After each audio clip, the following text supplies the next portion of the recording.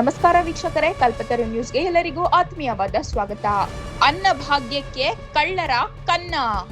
ಪಡಿತರ ಅಕ್ಕಿ ತುಮಕೂರಿನಲ್ಲಿ ನಡೆಯುತ್ತಿದೆ ಭಾರೀ ಮಾಫಿಯಾ ದಂಧೆ. ಫುಡ್ ಅಧಿಕಾರಿಗಳು ನೋಡಲೇಬೇಕಾದ ಸುದ್ದಿ. ಈ ದಂಧೆಗೆ ಕಡಿವಾಣನೇ ಇಲ್ವಾ? ಇವರಿಗೆ ಹೇಳೋರು, ಕೇಳೋರು, ಪ್ರಶ್ನಿಸೋರು ಅಂತ ಯಾರೂ ಇಲ್ವಾ?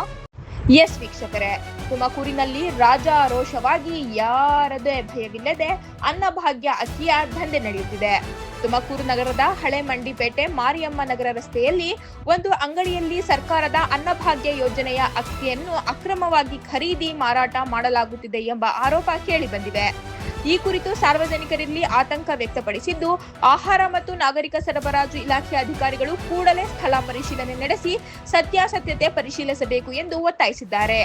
ಸರ್ಕಾರದ ಬಡವರ ಕಲ್ಯಾಣಕ್ಕಾಗಿ ವಿತರಿಸಲಾಗುವ ಅನ್ನಭಾಗ್ಯ ಅಕ್ಕಿಯನ್ನು ಅಕ್ರಮವಾಗಿ ಮಾರಾಟ ಮಾಡುವವರ ವಿರುದ್ಧ ಕಠಿಣ ಕಾನೂನು ಕ್ರಮ ಜರುಗಿಸಬೇಕು.